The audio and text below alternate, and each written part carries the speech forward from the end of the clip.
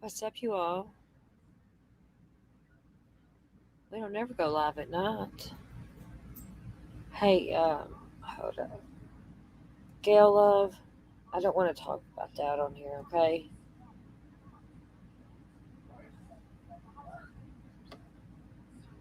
About them dogs, I don't want no part of that.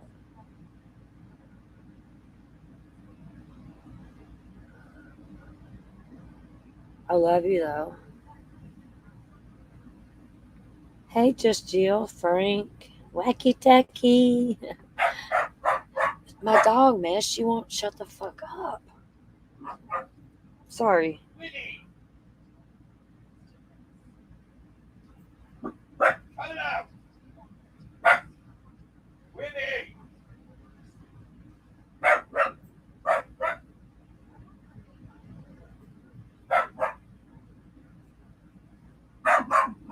Put my wiener up. Listen at her. She won't shut the fuck up. You might hear mom and yell at her. She just won't shut up. It's hard to go live at night here because it's chaos. There's something I want to watch, new details. I don't know what it is. It's on Court TV. I'm going to go ahead and start it. It was a premiere they done. I don't know if it's new details that we already know, or you know how some of them are delayed. And I'm going to go ahead and start that, and we can still chit chat in the chat.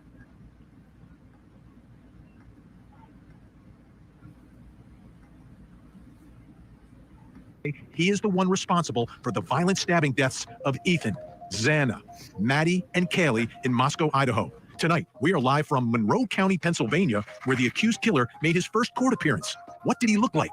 What did he say? And where will he be next? Plus, we are live in Moscow, Idaho, at the Leda County Jail, where the accused killer will be housed pending his trial for 4 counts of first-degree murder. Tonight, full coverage and all the latest information in the Idaho student's murder case. I'm Vinny Politan. Thanks so much for joining us tonight here on Closing Arguments. Great to have you back with us.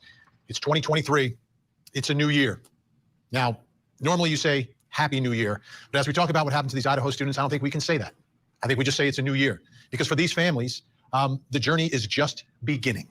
It is just starting out for them. And for them to think of the word happiness this time of year, impossible. Impossible. You've just gone through a holiday season without your son, your daughter, your sister. And now there's an arrest. And we are now in step 1 of the process. Just the first step. We've got an arrest. The defendant has been arrested. The accused is in custody. But those of you who watch Court TV know how long this journey can be and how excruciating it can be for the families involved. Step by step. Obviously, Court TV will be there for every step of this process as we see what happens in the lead up to what will be a huge trial for this accused mass murderer. Now, investigators in Moscow, the police, seem to still be putting things together a little bit. You know, when this arrest broke, we had breaking news here on Court TV, and one of the things that they were saying was, hey, if you have any information about this guy, about this accused killer, please come forward. Please keep providing the tips, keep providing the information. So that tells me they're confident they have the right person, but they know they need to connect everything. Dot the I's and cross the T's. That's the way our system works. It's the only way it works. Justice is not easy. Getting justice is not a guarantee. So for prosecutors and the families, as they work through this difficult system of ours to try to get to that endpoint where they can finally, if they get the verdict that they want, exhale and turn the page. Turn the page so they don't have to think about, talk about, worry about this killer ever again. But we're not there. We're just in the beginning, and we've got full coverage tonight. We've got Court TV legal correspondent Chanley Painter live in Leda County, Idaho, outside the courthouse and jail where this accused killer will be taken once he's extradited to Idaho. And Court TV legal correspondent Julie Janae is in Monroe County, Pennsylvania, where this accused appeared in court today. And we'll begin with Julie Janae and today's big headline, the hearing. What can you tell us about what happened inside that courtroom in the state of Pennsylvania where they don't like cameras?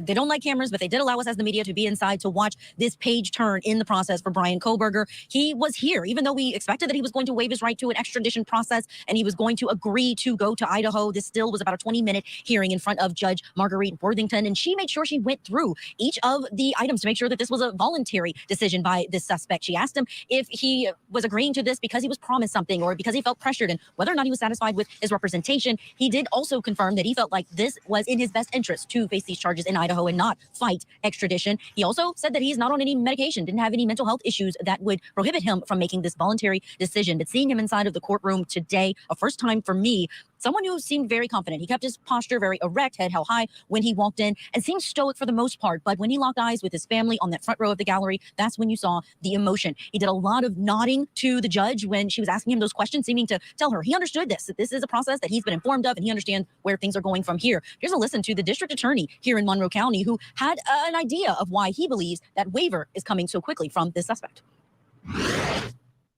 It is a quirk, apparently. It's not in the norm of the states I'm familiar with that Idaho does not release their probable cause affidavit in support of their arrest warrant until after their defendant is returned to that state. But having read those documents and the sealed affidavits of probable cause, I definitely believe that one of the main reasons the defendant chose to waive extradition and hurry his return back to Idaho was the need to know what was in those documents. And there's a lot of people who wanted to know, needed to know here at the courthouse today. There were cars upon cars of media watching and waiting for what was going to happen. This courtroom sat 200 people, and most of those chairs were filled up today. Here's a look at what it looked like outside today. For most of the day, there was a lot of security that was needed to block off the roads. These officers wanted to make sure that Kohberger was safe coming in and out. They didn't announce exactly how he was going to be getting in, but we did get that video of him arriving at the courthouse today. The same stance that we saw inside of the courtroom, but again, a lot of security, both inside of the courtroom, those officers walking around with long guns, but also outside and even on the roofs of some of these buildings, just standing guard here in Strasburg, Pennsylvania. You know, such a great point made about that probable cause affidavit, because that's where the details are. That's the first peek in getting some insight into what type of evidence investigators gathered and prosecutors have in Idaho. But he doesn't get to see that until he gets to Idaho. I mean, it's not just about the public getting to see it. It's the defendant himself will not know or understand how or why he was arrested until he gets to Idaho. So he may be in a rush there because we think of this guy and his background. This is what he has studied. This is what he's made his sort of life. Unbelievable. So let's talk about his arrest. This all took place in Pennsylvania. Like, it caught a lot of people by surprise because we know that this quadruple murder took place 2,500 miles away. Vinny, I remember how shocked we were last week when we were. Okay, he says it took everybody by surprise. It didn't surprise me. I was expecting somebody like this that we didn't know. Honest, I thought it was somebody we didn't know, or I thought it was Hannah Clear's brother, honestly, in my opinion. So, but yeah, I don't know why people are really surprised by this. It's, you know, what do y'all think?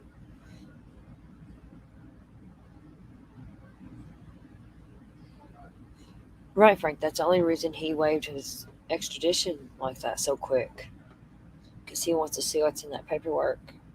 A cop or something even said it somewhere too. Detective or somebody said the same thing. It's crazy.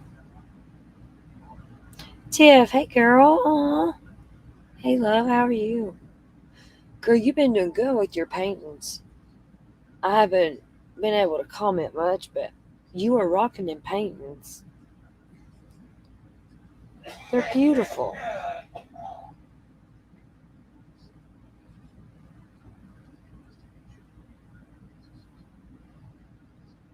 You're very welcome. Always, Tiff. We're just watching some on this Idaho 4 murders.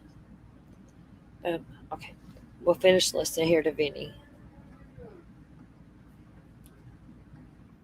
We were breaking this news on our air and realizing that this was happening in a city that was completely off of our radar in terms of where they might find a suspect. But this happened at his parents' house. It's something we learned today in a press conference from the Pennsylvania State Police, that they had to force their way into this home, that they broke windows going in. We have some aerial shots of this neighborhood, the Indian Mountain Lake community. It's private and gated. We tried to approach it yesterday just to see if we could get a sense of where this all happened, but you can't get in. Security threw us off of the property almost immediately. It's a community that neighbors around here say was very quiet, that not much happened here, and that this is a resort area. This is a place that people come to relax and to get away.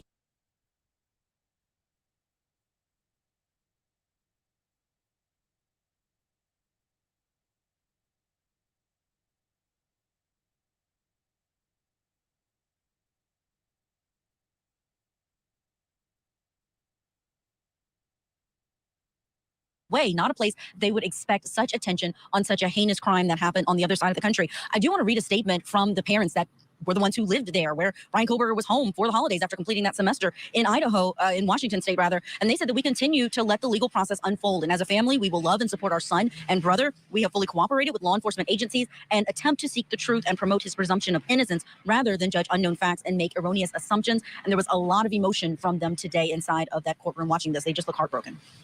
Were any more details released about taking him into custody? They had to break windows and break into the home. Were they not answering the door? Did they want to take him by surprise? Was there any sort of other information revealed about that?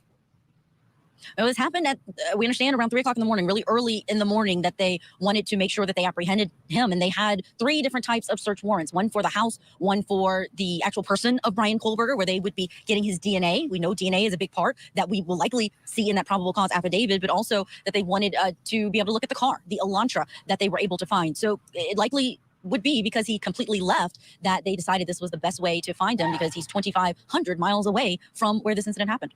So, Julie, when I think of this defendant, it seems that a big part, if not most of his life, is in Pennsylvania. And he was just going to school in Washington State on the border of Idaho. So the story of who this guy is and what he's about would mostly be told, I would think, by people in and around the state of Pennsylvania, where he grew up, where he went to school. And, he went to high school and college in Pennsylvania, correct? He did. He went to high school here at Pleasant Valley High School, and then about a decade later, he went to work there as a school security officer until he was replaced last year. No explanation given from the school as to why he was replaced, but he was actually acting as a law officer on that property, or as a guard.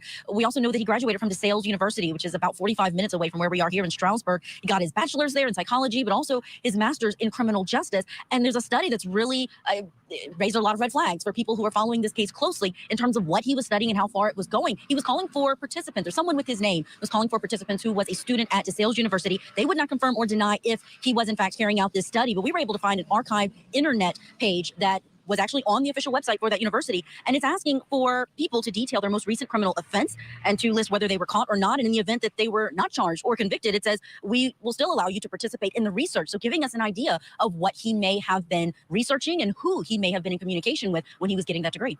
And that could be another part of the story. And, we heard from investigators. We want to find out more about this guy. Well, you've got teams of journalists like you scouring information, and obviously investigators gathering as much background as possible to try to figure out, why and who exactly is this guy? Because ultimately, if you bring him to trial, you've got to tell the jury a story. You've got to tell them about who he is and why he did this. And it's such a significant part of it. How about the folks where you've just kind of been running into in this very small community in Pennsylvania? I mean, they've got to be as shocked as the folks were out in Moscow when all this happened.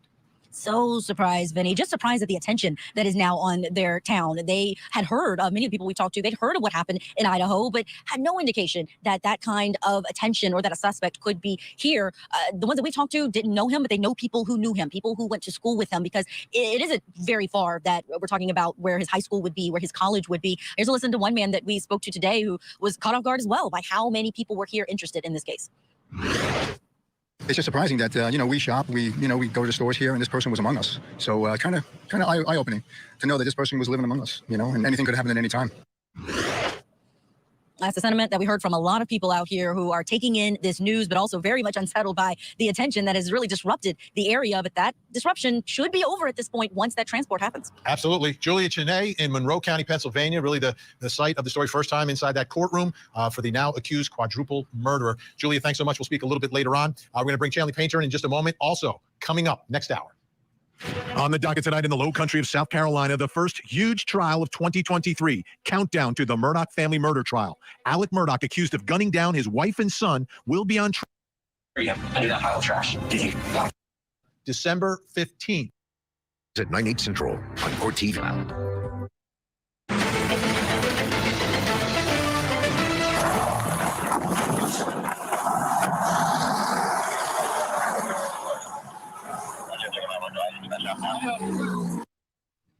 Take a look, folks. That's body cam footage from December 15th. Behind the wheel, the accused mass murderer, riding shotgun, his father. Unbelievable. Pulled over in Indiana, December 15th, 2022, a little more than 2 weeks before being arrested. All right, let's bring in Court TV legal correspondent Chanley Painter joining us live tonight from Moscow, Idaho. Chanley, great to see you. It's cold out there, I understand. Thank you so much for joining us. We were just looking at that body cam footage. Can you fill in the blanks a little bit? Give us some context and perspective on where that body cam comes from, where they were headed, etc. Yeah, Brian Koberger with his father. So what has been reported is that Koberger's father flew here to the Pullman, Washington, Moscow, Idaho area to meet his son to make that 2,500-mile trek to Pennsylvania in that white Hyundai Elantra, along the way being pulled over at least a couple of times. What we see there, the body cam, one of those times of being pulled over. And Pullman, Washington is where he lived. He has an apartment there. I was there earlier today. It's about 9.3 miles from where I am now in Moscow, Idaho, like a 20-minute drive, Vinny, from where I am, where you would make it to Washington State University campus, those on-campus apartments there. And then from Pullman, Washington, that drive all the way across the country to Albrightsville, Pennsylvania, like I said, 2,546 miles to be exact. Vinny, that takes a while to drive across country, and that's where that body cam video was from that you just played. And again, back at this apartment complex, 20 minutes from where I am, we spoke to several neighbors. We learned that his apartment was Unit 201 on the second floor of Building G, and that his neighbors didn't really remember seeing him. Those that we spoke to, some that did, heard that maybe he would arrive home late at night. The man who lives above him on the third floor told me that he was really relieved that there was finally arrest of the suspect, but terrified that it was someone who lived so close to him. We also caught up with a man who lives there, and these are apartment buildings where families, graduate student families lived. It's a friendly area. There's children playing out in the yards, Vinny. Grant Harris is one of those who has children living there, and he spoke to us about his reaction to living so close to this alleged killer. Let's watch. Never remember seeing him at any time. So I know a few people that live in G that also never saw him, but I think the lady just downstairs would see him come in late at night. I think that's the only person I've heard of that, saw him more regularly. And of course, another neighbor told me that he remembers Vinny seeing that white Hyundai Elantra parked right there out front of that apartment building, and makes me think maybe one of those neighbors, because the police were asking for anyone with tips of this white Hyundai Elantra to call in, that possibly that's how they learned and connected that vehicle to him. Absolutely. Now, interesting that one of the neighbors talking about him coming in or coming home late at night. I'm wondering, how much time was spent, if in fact he's the killer, allegedly stalking these victims and kind of getting the lay of the land, figuring out their habits, where they go, when they go to sleep, who's in what room, all things that if you were where you were for several weeks, someone can learn just by going there night after night after night. Absolutely. And that's something that has been reported a bit. Other networks about allegedly Brian Koberger had been following or stalking or going to the same places that some of these victims were in the days and weeks leading up to their deaths. I did speak with the Gonsalves family attorney, Vinny, and he, I asked, is there a link? Does the family know of any link to Brian Koberger? And he said they're actively trying to find some sort of a link. They said that they are looking for that connection, but hadn't at that time found anything direct linking Kaylee, at least, to Brian Koberger. I can't imagine they're running in the same circles. I just can't imagine that. So you're at the jail tonight. Explain to us where you are and what we expect to happen there. Yeah, this is the Latah County Jail, where there's media from all over the world here on standby, because now that Brian Koberger waived his extradition hearing, he's expected to be transported here to this county jail, where he will be housed, as he will make his initial appearance at some point and then move forward with the preliminary hearing. I actually caught up exclusively with the sheriff here at Latah County about that process. Let's watch. He'll be housed in a separate cell. We'll have some extra security. That's what a lot of the questions are. He's not guilty, right? Until he goes to court and everything. So he's, he's going to be in my jail, but he's not going to be, treated any different than anybody else in my jail. He says that, of course, the defendant, I guess we'll call him Koberger, the defendant will have, treated like everyone else, 3 meals a day. He'll be able to talk to family, have visitors, send mail, but he will not be a part of that general population. And he'll be kept separate the entire time, his own cell by himself. And they are increasing security for this high-profile defendant. The sheriff saying they've never had anything like this type of high-profile case here, and they're doing everything they can to prepare for that. He did not know when Koberger would be a new resident here yet, but they are making preparations. And I bet if he did know, he wouldn't tell anyone. I mean, it's kind of like the way they did in court today, where nobody knew exactly when or how he was going to be brought in, but they brought him in. Let's talk a little bit about this defendant. He was a teaching assistant at Washington State University, had to have a lot of interaction with students and other professors, I would think. Absolutely. Now, he was only here in the state for 1 semester. He just completed his first semester as a PhD graduate student in criminology, in criminal justice, but he, as part of that program, was a teaching assistant. So he taught several Washington State University students, and many have been speaking out about their experience as one of his students. Let's take a listen to one who talked about the demeanor behavior of Koberger before and after the murders. He was pretty strict as far as grading goes. When he came into class, he was very, not super mentally present. He would stand at the front, look at the ground. He had a lot of boilerplate responses he would give people rather than, maybe something he thought up on the spot. It seemed like he would be, he'd come in knowing what he was going to say to like most interactions. And then when he would grade your papers, he would be grading you on what he ended up calling like a higher standard. What it really felt like to us was he was grading us like he would have graded himself as a PhD student. So that was just kind of like, we were all annoyed by him. And so I knew his name, I knew like, oh, T.A. Bryant, like he sucks at this. Like he's grading us too harshly. And that was like an annoyance. But obviously beyond that, we just thought he was a little weird and kind of, a bad grader. It would have been about a month before winter break when like the murders happened.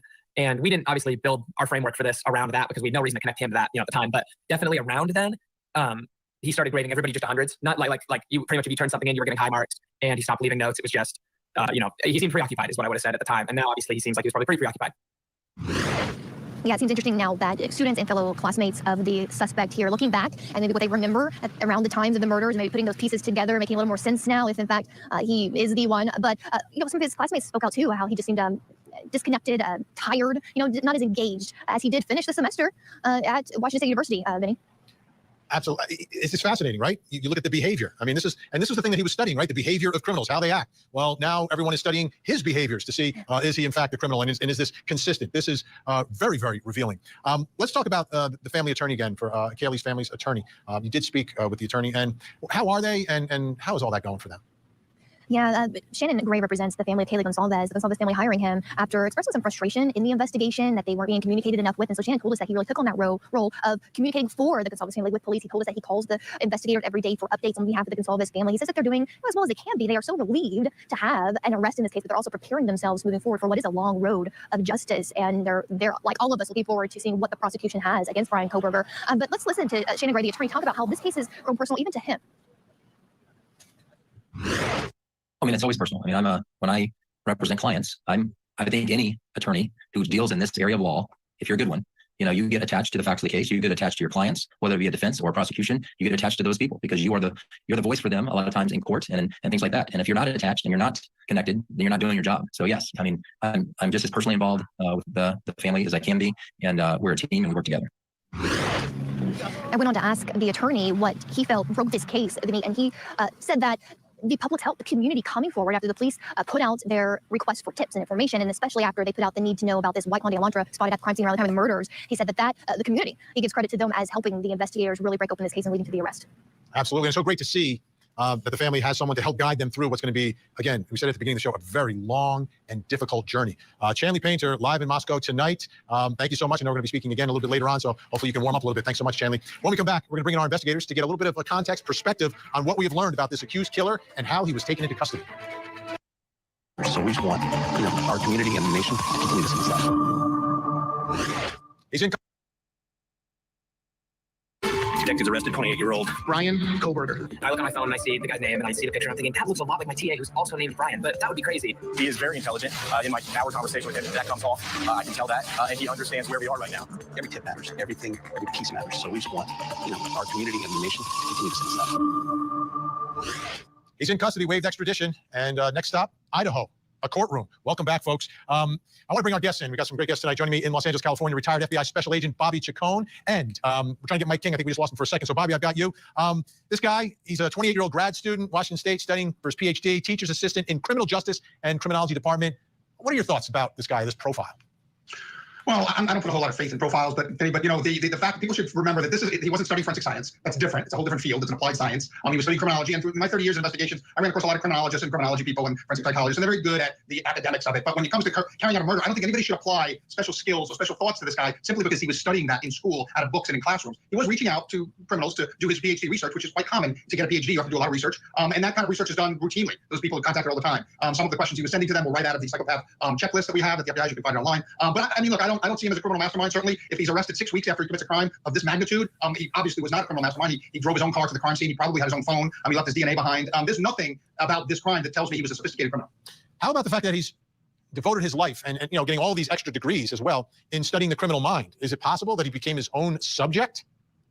Yeah, or the other way around. He was so fascinated with this that he was destined to start researching it because it's the cart before the horse. Was he a killer that was drawn to this field of study, or did it being in this field of study kind of steered him towards being a criminal? I don't know, but I certainly think you're right. There's a connection between that and the act he carried out. But he didn't do it very well. But I think you're right. I think his fascination now, we see his fascination with this was more than academic. Some people are just fascinated with killers and serial killers. They write books, they do a lot of research, and that's great. We learn a lot from people like that. But this guy's obsession with it doesn't seem academic. It seems like it was more practical.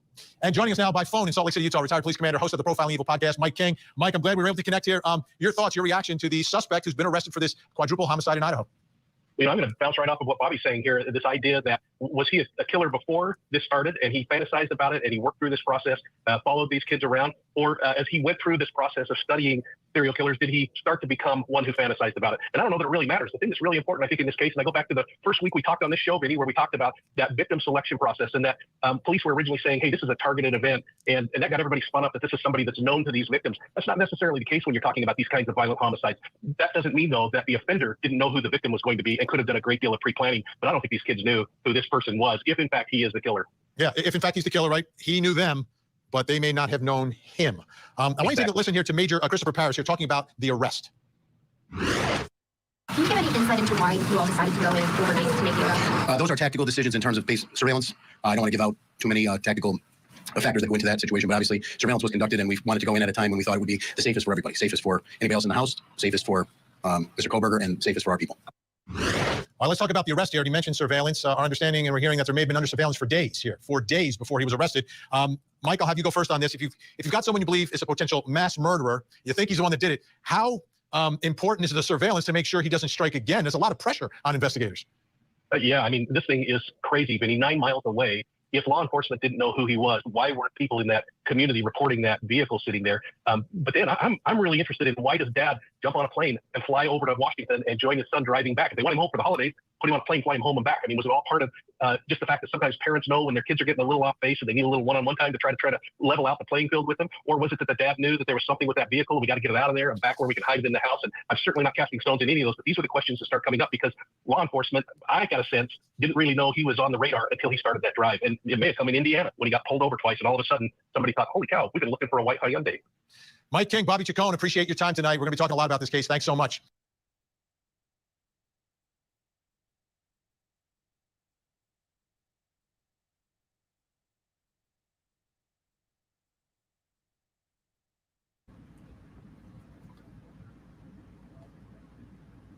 I didn't see that about Yanni. That's sad. That's horrible.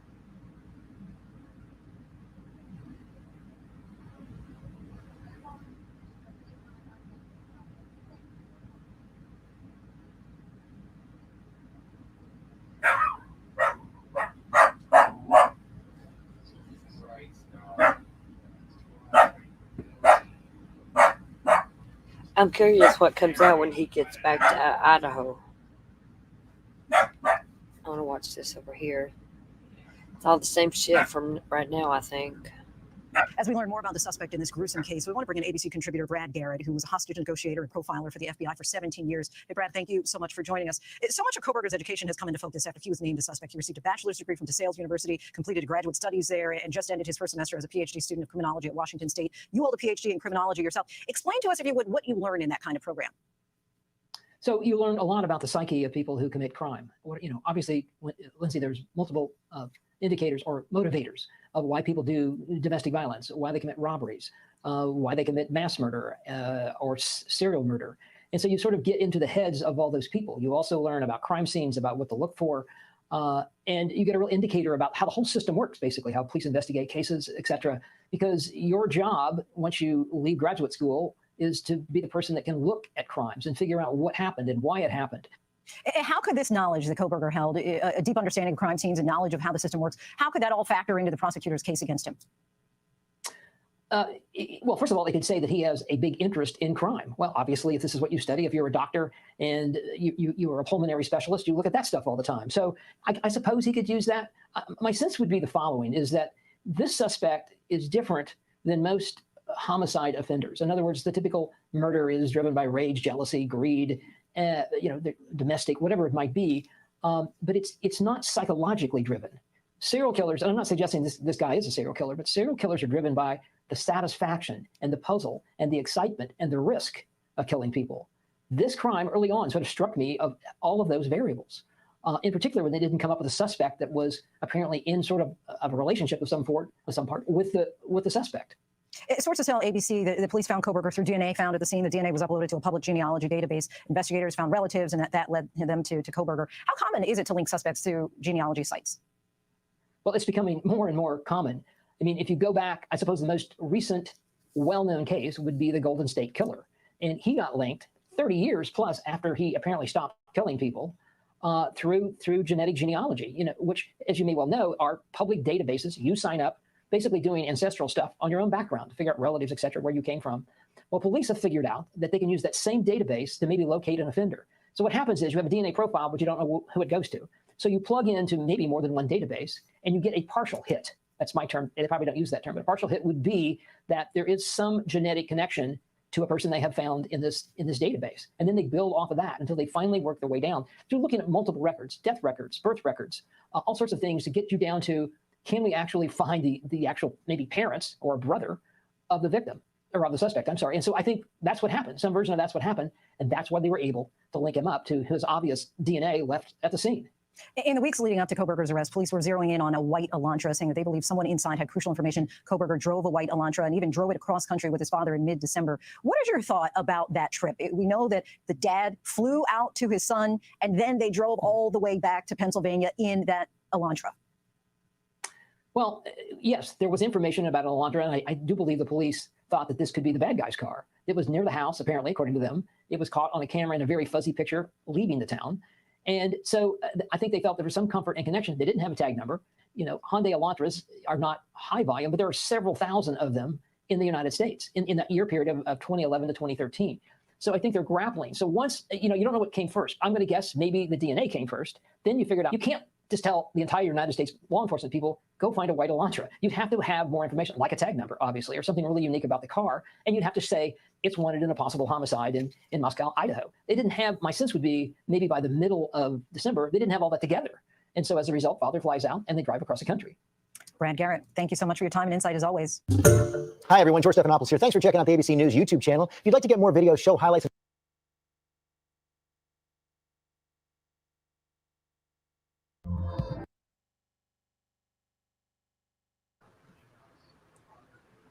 This shit's crazy. This video here is about, this is 9 years ago, the BTK's daughter, when she found out it was her dad. Could you imagine?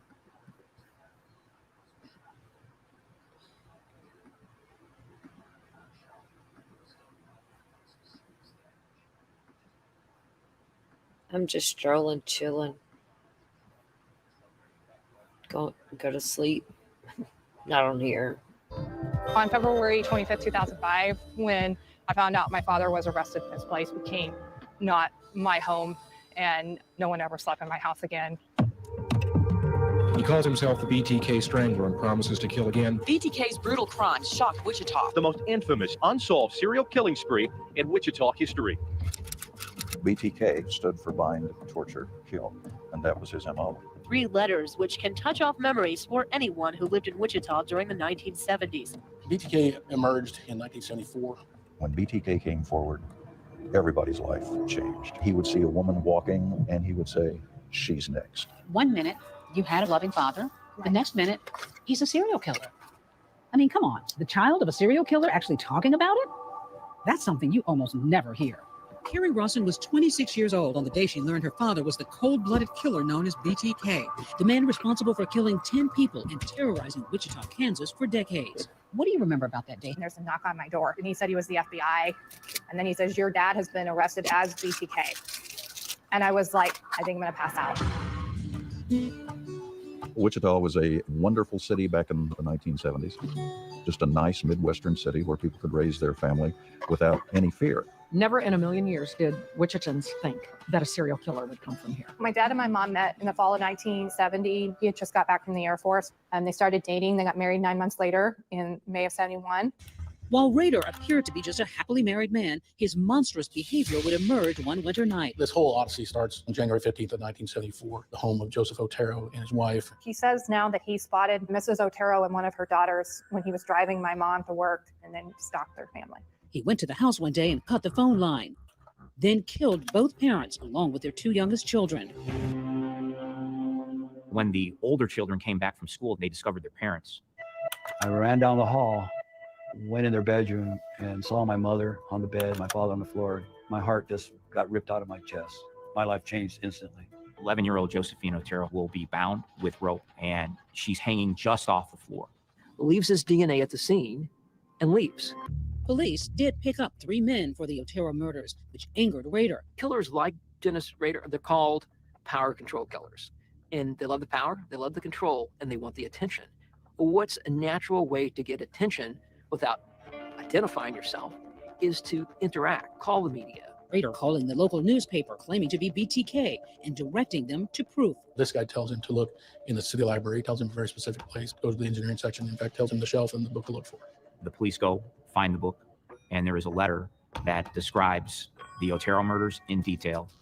In the letter, he suggests the moniker BTK, which would stand for Bind, Torture, Kill. In 1975, Rader became a father and by day led the life of a normal family man with a job at a security company. But from 1974 to 1977, he will kill 3 more women, a college student named Catherine Bright, a mother of 3 named Shirley Vian, and a 25-year-old named Nancy Fox. He called in the murder of Nancy Fox. Yes, you will find a homicide at seat 43, South Pershing, Nancy Fox. The caller said, reporting a homicide. Police went to that address and found Nancy Fox dead, bound and strangled on her bed. You will find a homicide. So when you heard this, did it sound like your father? You can hear like that clip way my father could talk. How would you describe your childhood with your father? I pretty much had the American dream, you know, like the 3-bedroom ranch with the big backyard and the Springer Spaniel dog. And then when I was 4, he built a massive tree house for my brother and I. It was extremely out of the characteristic of my father to be physically abusive. but his murderer's intent never went away. April 27th, it's 1985. And Maureen Hedge, who just happened to be his neighbor about 6 doors down, becomes victim number 8. The body was nude and police say badly decomposed. A pair of knotted pantyhose were found lying in the ditch beside it. So over the next 5 years, he kills 2 more women, Vicki Wegerly in September 1986 and Dolores Davis. After he murdered Dolores Davis, he went silent for a very long time. After the last killing in 1991, life went on for the Rader family, Carrie going off to college and meeting her future husband. He just seemed like another regular Wichita dad to me. And then in 2003, my dad walked me down the aisle at our wedding. In 2004, a local paper writes an article about the 30th anniversary of the first BTK killings. And we included there that nobody remembered him, which invoked his ire. This morning, we have more information on the letter sent to the Wichita Eagle by the BTK killer. BTK started sending packages with mementos from his crimes. One of those boxes contained a floppy disk. We got into the metadata and it showed that it had been typed on by a computer at a church in Park City. The name of the computer was registered to the name of Dennis. Investigators found the church president was Dennis Rader. They also had an old DNA sample from the first 1974 crime scene. So overnight, we called 200 policemen. We had helicopters. We had resources we had a tank. We pull him over, and before he can hardly get it in park, we're yanking him out of the car. We put him down, and he looked at the detective that had handcuffed him and said, "Would you let my wife know I won't be home for lunch? I assume you know where I live." And I got chills. BTK is arrested. Police say this man, 59-year-old Dennis Rader, is the BTK strangler. And you were still at that point convinced that they had the wrong man? I think reality was starting to creep in, and I felt my stomach just twist, realizing it could be true. His confession recorded during police interrogation. You guys know. Say we were. It took a while for Dennis Rader to start talking, but once he did, he told police more than they bargained for. The belt that I used was the belt that would work, and I had her come back. I was prepared a little bit. But just didn't want to told her BTK was a bad guy, and she really swerved. He spoke for over 30 hours. And she said, "What's going to happen to me?" I said, "Well, now you're going to have like the rest of your family." And he showed no remorse, no regret. The only regret he showed during this was that there weren't more victims. He told us that we would discover what he termed his mother lode. There were journals and drawings. He had materials that he collected from each of his victims, clothing, car keys. He had compartments everywhere. He had false bottoms in a closet. He had stuff in a crawl space. He had stuff in a treehouse he had made for his kids. 1 minute, you had a man in your life who you thought was a loving father. Right. The next minute, he's a serial killer. Right. I had to learn how to grieve the loss of somebody I loved very much that no one else loved anymore. Up next, how Carrie unwittingly played a part in her father's capture. It felt like an invasion of my privacy. Plus, how she found it in her heart to forgive her dad, even after he admitted to the notorious murder spree. The kids were really banging on the door, hollering, screaming.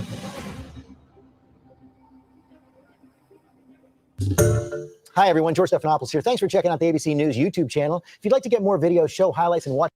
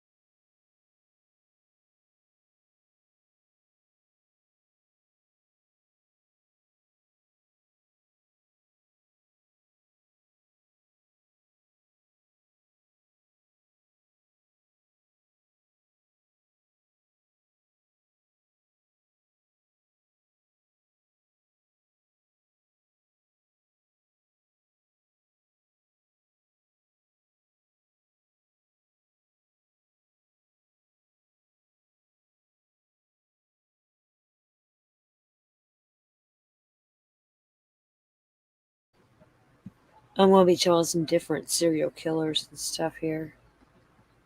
I'm going to be looking into this more tomorrow. I'm getting a little tired right now, but this one's on Bundy. Yeah, I was muted, Frank, for a second. Killer that people thought he was. For this video, we're looking at the life and crimes of the notorious serial killer. Bundy was infamously charismatic. Do you think there are telltale signs of the monster beneath in interviews, or was he just too calculating? Let us know in the comments. Childhood. On November 24th, 1946 in Burlington, Vermont, Eleanor Louise Cowell gave birth to her son Theodore Robert Cowell at the Elizabeth Lund Home for Unwed Mothers. The son we raised was a wonderful, good person. He was the perfect young man. To avoid the scandal of having a child out of wedlock, the boy was raised by his maternal grandparents, believing they were his actual parents and that his birth mother was his older sister. He wouldn't learn the truth until later in life. In 1950, Theodore, now Ted, moved from Philadelphia to Tacoma, Washington with his mother, where she met and married Johnny Bundy within a year. Together, they had 4 children. Our house is on Sheridan Street in Tacoma. Second house from the corner on the west side of the street. Details of Bundy's troubled adolescence vary, as he gave conflicting accounts later in interviews that usually contradicted what others witnessed. First relationships. In 1965, Bundy graduated from Woodrow Wilson High School and briefly went to the University of Puget Sound before going to the University of Washington. By 1968, he had dropped out and started working and volunteering in political campaigns. I mean, he was thought to be sort of a rising star in the Republican Party in Washington State.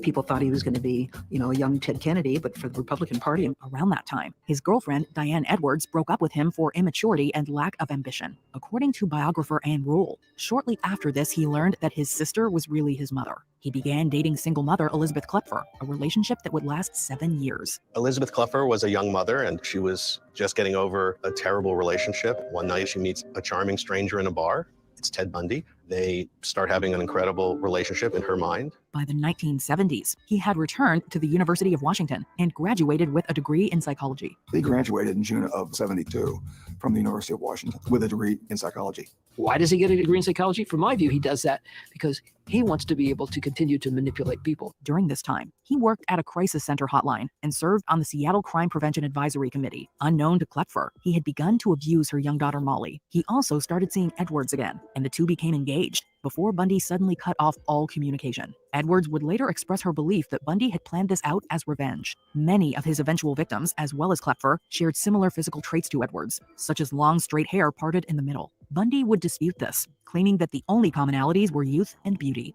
Washington murders. Bundy's first known victim was University of Washington student Karen Sparks, although he may have started killing years before. On January 4th, 1974, he brutally attacked Sparks in her apartment while she slept. She survived, but was left with permanent physical damage. From January to June, more female college students went missing in Washington and Oregon. Linda Ann Healy, Donna Gail Manson, Susan Elaine Rancourt, Roberta Kathleen Parks, Brenda Carroll Ball, and Georgianne Hawkins. Georgianne Hawkins was last seen Monday evening shortly after midnight.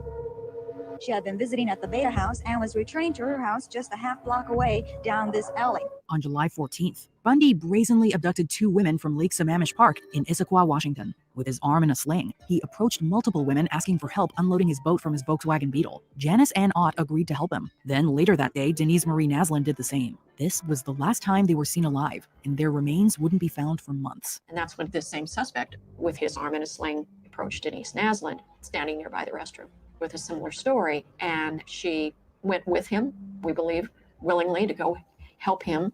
And then she was never seen again. Witnesses came forward with descriptions of him and his vehicle, with one having overheard him introduce himself as Ted. With this information, police were able to get a composite sketch out to the media. There were 40,000 people out here on that day, and some of them had been asked by a good-looking young man wearing an arm cast to help load his sailboat on the car in the parking lot beyond. These same witnesses provided information for a police sketch. His long-term girlfriend Klepfer found the description eerily similar to her seemingly perfect boyfriend, and she reported him to police, as did a University of Washington professor and co-worker at the Department of Emergency Services. Detectives were inundated with other tips, however, and Bundy had no criminal record, so he flew under the radar. Liz turned in Ted, and the police never did anything with it. She called the police more than once, stating that she believed her boyfriend, Ted Bundy, was the killer. Utah murders. In August 1974, Bundy was accepted into the University of Utah Law School in Salt Lake City. When I was there at the law school, I would have regular contact with Ted Bundy, and everyone really liked him. Women started to disappear in the area, including Nancy Wilcox, who went missing on October 2nd. Days later, University of Utah student Rhonda Stapley was assaulted after she accepted a ride from Bundy. When he was distracted, she was able to escape. Within a week, the daughter of a police chief, Melissa Ann Smith, also went missing. Authorities found her body 9 days later in Summit Park. That Halloween, Laura Ann Amy vanished, her body discovered in the mountains a month later. On November 8th, Bundy approached 18-year-old Carol DeRange at the Fashion Place Mall in Murray, pretending to be a police officer, alerting her about an attempted break-in to her car. What makes the Carol DeRange abduction so pivotal is that she's the only one who ever got away from Bundy. She went with him believing they were going to a police station. Instead, he pulled her over and attempted to handcuff her. She fought back, managed to get away, and reported the incident to the real police. Roughly 4 hours later, Bundy abducted and killed high school student Deborah Jean Kent. The first one didn't work out. He's now frustrated, and so he goes to find a second victim. Klepfer, who was still in a relationship with Bundy, contacted the authorities twice more with her suspicions, but witnesses failed to identify him from a photo lineup. From January to April 1975, 3 women went missing in Colorado: Karen Eileen Campbell, Julie Cunningham, and Denise Lynn Alverson. In later interviews, Bundy confessed to also kidnapping Lynette Dawn Culver from her junior high school in Pocatello, Idaho, and drowning her at his hotel room in May, then disposing of her body in a nearby river. Arrests and escapes. By June 1975, Ted Bundy returned his criminal activities to Utah. On June 28th, Susan Curtis vanished from Brigham Young University's campus. On the night of August 16th, Bundy was driving through a quiet residential area, likely looking for his next victim. Seeing this, Utah Highway Patrol Officer Bob Hayward pulled him over and searched his vehicle, coming across a concerning set of items including a ski mask, rope, handcuffs, a crowbar, and an ice pick. In his car, he had what we would call burglary tools. The ski mask, pantyhose with the eyes cut out. He had a pair of handcuffs. Hayward arrested him, but there wasn't enough evidence to keep him in custody. Detectives interviewed Klepfer and found hairs from Campbell, Smith, and DeRange in Bundy's car. On October 2nd, DeRange identified him from a lineup as the officer she encountered. Carol DeRange came to the police station, was shown a lineup, and was able to identify Bundy as the person who attacked her. And in February 1976, Bundy was tried for kidnapping her and sentenced to 1 to 15 years in Utah State Prison. In January 1977, Bundy was transferred to Aspen, Colorado to be tried for Campbell's murder. Hairs in his Volkswagen Bug were of victims from Colorado and Utah. And that gave them enough evidence to file on him in Colorado with a first-degree murder and kidnapping charge. As a former law student, he insisted on representing himself in court and in turn was allowed library privileges. During a recess on June 7th, an unsupervised and unshackled Bundy leapt from the second-story window of Colorado's courthouse library. The guard went outside for a smoke. The windows were open and the fresh air was blowing through and the sky was blue. And I said, I'm ready to go. And I walked to the window and jumped out. 6 days later, he was caught once again after being pulled over by cops. He actually stood a good chance of acquittal in trial, but instead plotted another escape. Thanks to visitors, including Carol Ann Boone, one of the many women he had dated while also in a relationship with Klepfer, he amassed $500 in cash. On the night of December 30th, Bundy escaped again after he squeezed his way through an opening in the ceiling of his jail cell, emerging in a jailer's apartment and changing out of his prison attire. This is astounding stuff. And he gets out into the night and he's free again. Florida murders and trials. In the very early hours of January 15th, 1978, Bundy entered Florida State University's Chi Omega sorority house and viciously attacked 4 sleeping students: Margaret Bowman, Lisa Levy, Kathy Kleiner, and Karen Chandler. While Kleiner and Chandler survived, Bowman and Levy were killed. As sorority sister Nita Neary came home, Bundy left the house and went looking for another victim. He broke into the apartment of student Cheryl Thomas and attacked her, leaving her with permanent injuries. These were totally innocent women that were, unjustly attacked, and 2 lives were taken. In February, young Kimberly Diane Leach disappeared from Lake City Junior High School. She would be Bundy's last victim. On February 15th, Bundy was apprehended in Pensacola driving a stolen car with items belonging to the Florida State University students. He attacked the officer and tried to run, but was tackled to the ground. The trial for the Chi Omega attacks began in June 1979. We knew we had a big story. We knew that it was a first in terms of a big national, international trial on television. Though Bundy had multiple public defenders, he chose to represent himself again as co-counsel. Many young women attended the trial, identified by the press as Bundy's groupies. He allegedly received a considerable amount of fan mail. On July 24th, Bundy was sentenced to death for the murders of Bowman and Levy. This court, independent of, but in agreement with, the advisory sentence rendered by the jury, does hereby impose the death penalty upon the defendant Theodore Robert Bundy. In January 1980, he received another death sentence for Leach's murder. During the trial, he proposed to Boone, who accepted, and later gave birth to his daughter. He married her on the stand at the trial of this girl. He received a third death sentence in February 1980. Confession and execution. Throughout the 1980s, Bundy had a variety of interviews with media and law enforcement. He shared his opinions with the FBI on the Green River case. He also met with investigators from Oregon, Idaho, and Utah about some of his unidentified victims. Bundy confessed to all 8 Seattle killings and 15 more in Oregon, Utah, and Colorado. He gave police information on dozens of other unsolved cases. The night before his execution, Bundy confessed to FBI profiler Bill Hagmeyer that he murdered at least 30 young women and girls across 7 states, though experts close to the case believe the number is much higher. He was only tried and convicted for 3 of those murders. Ted Bundy died in the electric chair on the morning of January 24th, 1989. Before we continue, be sure to subscribe to our channel and ring the bell to get notified about our latest videos. You have the option to be notified for occasional videos or all of them. If you're on your phone, make sure you go into your settings and switch on notifications. In the media, as one of the most prolific and talked about serial killers in the United States, Ted Bundy has been the subject of many books, films, documentaries, and TV specials. Sorry, ma'am, I'm gonna have to ask you to accompany me to the station. In this? It's the dumbest looking cop car I've ever seen. It's a civilian car, ma'am. Department budget only goes so far. Former co-worker and friend Ann Rule released The Stranger Beside Me in 1980, while his former girlfriend Elizabeth Klepfer published her own a year later. In 2019, Netflix released 2 Bundy projects by Joe Berlinger, Extremely Wicked, Shockingly Evil and Vile starring Zac Efron, and its companion docuseries, Conversations with a Killer, The Ted Bundy Tapes. I had no idea what I was doing. I had no idea who I was dealing with. But I knew it was a hell of a story. Stories of Bundy have been told from various perspectives, including survivors, investigators, attorneys, and people from his life. They paint a picture of a man who, on the outside, appeared normal and charming, but beneath the surface was anything but. Ted Bundy is a unique story in American crime. It's not just one story, it's many stories. When it comes to people with high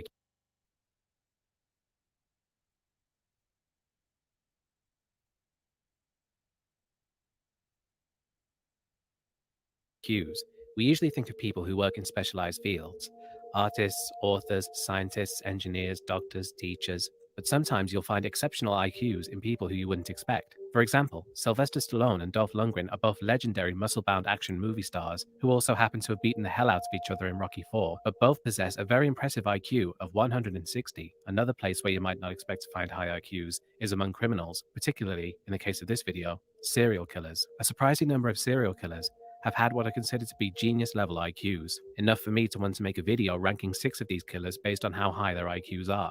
Now, I'll be focusing solely on serial killers and not just murderers in general. Otherwise, Nathan Leopold and Richard Loeb, the killers of Robert Franks, who had IQs of 210 and 169 respectively, would top this list easily. I'll also only be including serial killers whose IQs were tested and confirmed. So Rodney Alcala, aka the dating show killer, and Ian Brady, one half of the Moors murderers, won't be on here, as though they were both believed to have IQs of at least 170. They were never tested, and as they're now both dead, they never will be. Anyway, with all of that said, here are 6 serial killers with the highest IQs.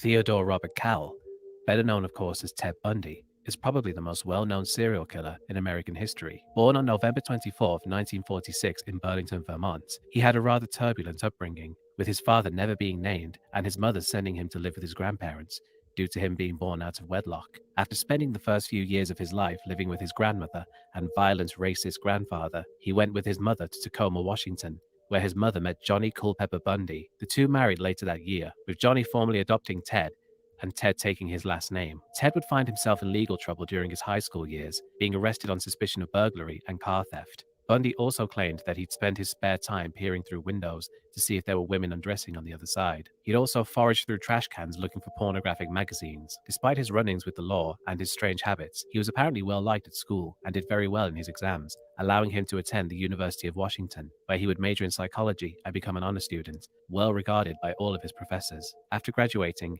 he got a job in Governor Daniel J. Evans's re-election, performing some espionage operations for him, whereby he'd spy on Evans' opponent, Albert Rossellini, and relay information back to him. Bundy's work led to Evans being re-elected. He was not yet 30 years old, and he'd already played a pivotal role in a major election. This showed he possessed a truly exceptional mind, and his intelligence could have helped him pursue whatever career he wanted. But of course, we all know what path he chose. Ted Bundy's first victim was Karen Sparks, a University of Washington student. In 1974, at the age of 28, Bundy broke into her apartment and viciously attacked her before her. However, she survived the attack, but was in a coma for 10 days and suffered brain damage that lasted for the rest of her life. The next month, Bundy committed his first murder when he abducted and killed another University of Washington student named Linda Ann Healy. It was here that he developed a taste for killing women and realized he wanted more. He began kidnapping and murdering college students over the course of several months in 1974. Rather than go after them, he made them come to him by posing as a man on crutches with his foot in a cast,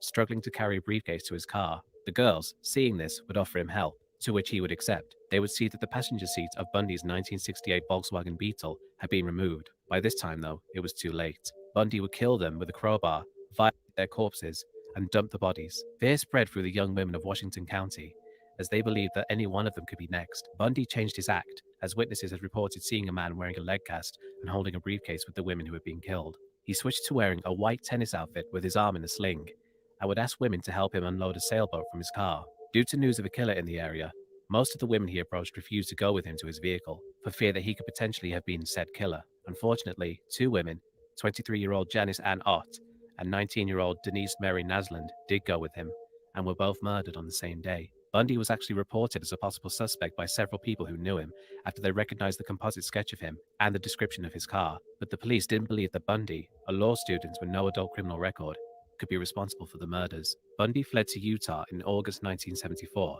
after being accepted for law school there. After only a month, he continued his killing spree, abducting and killing many women in the states of Utah, Idaho, and Colorado, even murdering the daughter of a Salt Lake City police chief. He was finally arrested in 1975, and after his car was identified as the one mentioned by witnesses, and after it was dismantled, they found hair matching that of one of his victims. He was found guilty not for murder, but for kidnapping and assault, and was sentenced to 1 to 15 years in prison. He actually managed to escape from prison in 1977 while attending a hearing after being transferred to Florida, in which he served as his own attorney, climbed out of the courthouse window, and fled to the woods, where he wandered aimlessly for 6 days before being arrested after stealing a car and being pulled over by the police. He escaped again in December of that same year, whereby he exited the prison after going through a crawl space which led to the apartment of the head jailer, who was out with his wife at the time. He then traveled through the East Coast before returning to Florida, where he attacked 4 college students in the Chi Omega sorority house, killing 2 of them before fleeing the scene. His last known victim was 12-year-old Kimberly Leach, who disappeared on February 8, 1978.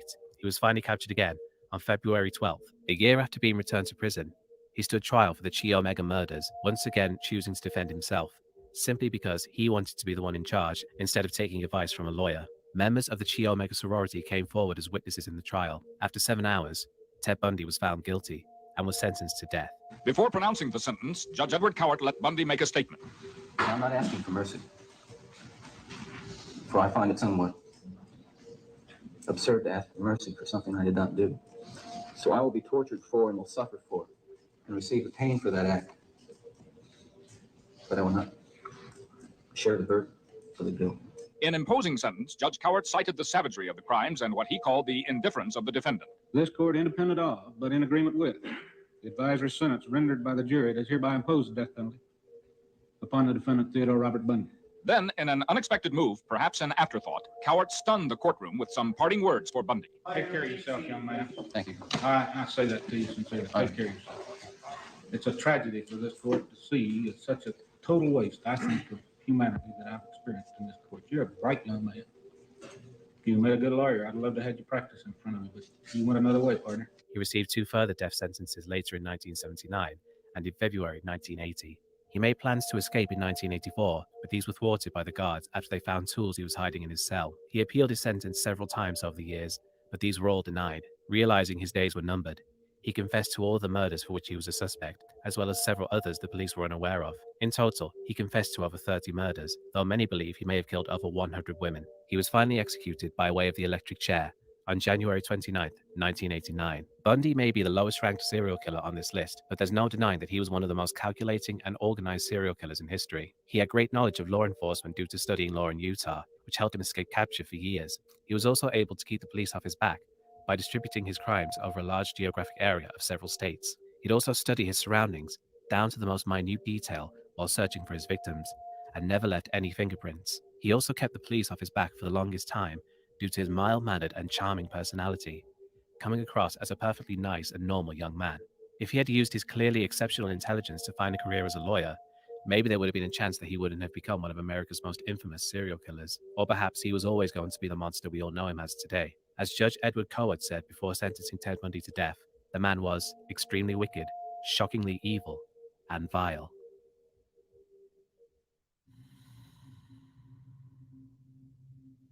I swear to fulfill to the best of my ability and judgment this covenant. I will respect the hard-won scientific gains of those physicians in whose steps I walk, and gladly share such knowledge as is mine with those who are to follow. I will apply, for the benefit of the sick, all measures that are required, avoiding those twin traps of overtreatment and therapeutic nihilism. I will remember that there is art to medicine as well as science, and that warmth, sympathy, and understanding may outweigh the surgeon's knife or the chemist's drug. I will not be ashamed to say, I know not, nor will I fail to call in my colleagues when the skills of another are needed for a patient's recovery. I will respect the privacy of my patients, for their problems are not disclosed to me that the world may know. Most especially must I tread with care in matters of life and death. If it is given to me to save a life, all thanks.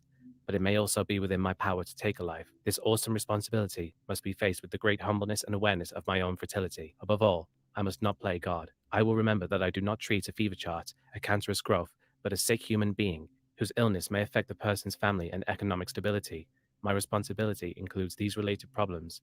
If I am to care adequately for the sick, I will prevent disease wherever I can, for prevention is preferable to cure. I will remember that I remain a member of society with special obligations to all my fellow human beings, those sound of mind and body, as well as the infirm. If I do not violate this oath, may I enjoy life and art, respected while I live, and remembered with affection thereafter. May I always act to preserve the finest traditions of calling, and may I long experience the joy of healing those who seek my help. What I just read was the Hippocratic Oath, a pledge of ethics named after the ancient Greek physician Hippocrates, widely regarded as the father of medicine. The oath has changed several times over the years, but to this day, all doctors recite it upon receiving their license. The oath, of course, states that the doctor will use their skills to help those in need, and under no circumstances would they ever to break it. So why would I mention this on a list about serial killers? Well, the second killer on our list is none other than Harold Shipman, aka Dr. Death. Harold Frederick Shipman was born January 14th, 1946, in the Bestwood Council Estate in Nottingham, England, to Harold Shipman Sr. and Vera Britton Shipman. Raised by his working-class parents in a Methodist household, Harold excelled in school from a young age in both academics and also physical education, being an excellent rugby player. At the age of 11, he was accepted into the private High Pavement Grammar School, where he continued to excel in his education and became one of the school's star athletes, eventually becoming the vice president of the school's athletics team. He experienced tragedy at the age of 17, when his mother passed away from terminal lung cancer. Something that had a profound effect on Harold was seeing the doctors administer morphine to his mother, watching as the drug took the pain away. It was this that convinced him of the career path he wanted to take. He enrolled at Leeds University to study medicine and met and married his wife, Primrose May Oxtoby, with whom he had 4 children. He graduated in 1970 and commenced life as a junior doctor, but he quickly moved up the ranks and became a general practitioner at a medical centre in West Yorkshire, only a year after becoming a GP. Shipman was caught prescribing Demerol to himself. Demerol is a strong painkiller, and Shipman quickly became addicted to it. He was fined £600 and briefly attended a drug rehabilitation clinic in York. Unbeknownst to his colleagues, Shipman had already claimed his first victim in this time. In 1975, he killed one of his patients, 70-year-old Eva Lyons, by giving her a lethal dose of morphine, and after he was allowed to return to his duties as a doctor, he moved to Donnybrook Medical Centre in Hyde, Manchester, where he continued his murderous ways. He would always target the old and vulnerable, with his oldest victim being 93-year-old Ann Cooper. He would either kill his patients right there in the medical centre, or administer enough morphine to kill them slowly and send them home for their families to find dead soon after. In his 15 years at Donnybrook, it's believed that he murdered as many as 71 of his patients. In 1993, he left Donnybrook and established his own practice at 21 Market Street in Hyde. For the next 5 years, he continued his killing spree while fooling everyone in the local community into thinking that he was a kind-hearted and caring doctor. In 1998, however, local undertakers and other doctors began to grow suspicious of how many of Shipman's patients were dying, with the neighbouring practice stating that the death rate among Shipman's patients was 10 times higher than their own. Shipman was reported to the police, but they made no effort to investigate, not even checking if he had a criminal record. Because of this, Shipman was free to continue killing his patients. However, this would not last for long. On June 24, 1998, Shipman killed 81-year-old Kathleen Grundy, who had served as the mayor of Hyde in the past. On her death certificate, he listed the cause of death as old age. Grundy's daughter, Angela Woodruff, was informed by her mother's lawyer that a will had been made. However, Angela immediately doubted the will's authenticity when she saw that her mother had apparently left all of her money, over £380,000, to Shipman. Grundy's lawyer suggested Angela go to the police. They exhumed Grundy's body and found diamorphine in her muscle tissue. Shipman told the police that she was a morphine addict and even showed his computer medical journal where he mentioned this. However, the police found that these comments had been added after her death. He was arrested on September 7, 1998, and the police found a typewriter that he had used to forge the will that Grundy's daughter was given. Over the next 2 months, the bodies of another 11 victims were exhumed. A police expert also checked Shipman's surgery computer and discovered that he had made false entries to support the fake causes of death he gave on the victims' death certificates. Police managed to verify 14 other cases where Shipman had given lethal doses of diamorphine, falsely registered the patients' deaths, and tampered with their medical history to show that they were dying anyway. Shipman always denied the murders and refused to cooperate with the police or criminal psychiatrists. When the police tried to question him or show him photos of his victims, he sat with his eyes shut, yawned, and refused to look at any of the evidence. Police could only charge Shipman with 15 murders, but it's been estimated that his kill count is anywhere between 250 and 450. He was sentenced to life in prison on January 31st, 2000. He spent just under 4 years behind bars before he was found dead in his cell on January 13th, 2004, after he hanged himself from the bars of his window using his bed sheets. This occurred on the day before his 58th birthday. It's believed he took his own life to ensure his wife would receive his pension, as she would have received nothing had he lived past 60 years old.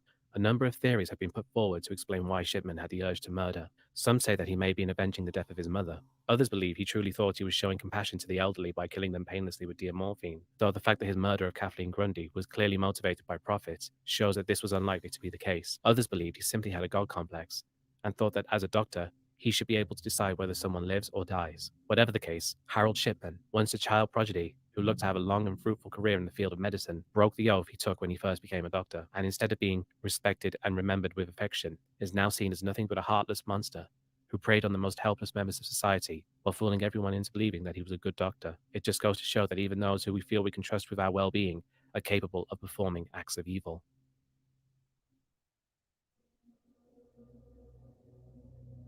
To those who knew Edmund Kemper, he seemed like the furthest you can get from a serial killer. Despite being 6'9" and possessing remarkable strength, he came across as what can best be described as a gentle giant, who was also very smart. They had no idea, however, that the towering, mild-mannered young man would one day be arrested for the murder of 8 women, going down in infamy as the co-ed killer. Edmund Kemper was born on December 18, 1948, to Edmund Emil Kemper and Clarnell Elizabeth Kemper. Edmund's father was a World War II veteran who became an electrician after the war, while Clarnell was a housewife. She was also an alcoholic who possibly had borderline personality disorder, as she regularly displayed erratic and sometimes violent behavior. This put a strain on her and Edmund Sr.'s marriage, with him saying, "Suicide missions in wartime and the later atomic bomb testings were nothing compared to living with."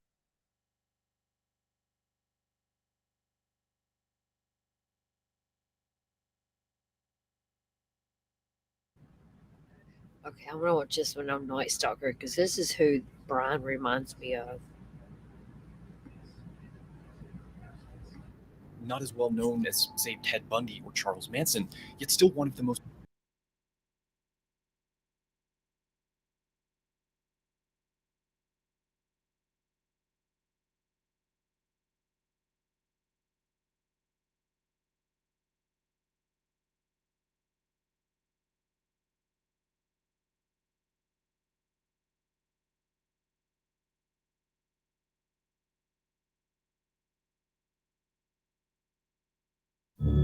The horror began in June 1984. Los Angeles was under siege. Death waited in the dark at the hands of a man they called the Night Stalker. After a 14-month reign of terror, he was finally caught. It was only then that his true identity was discovered. His name, Richard Ramirez.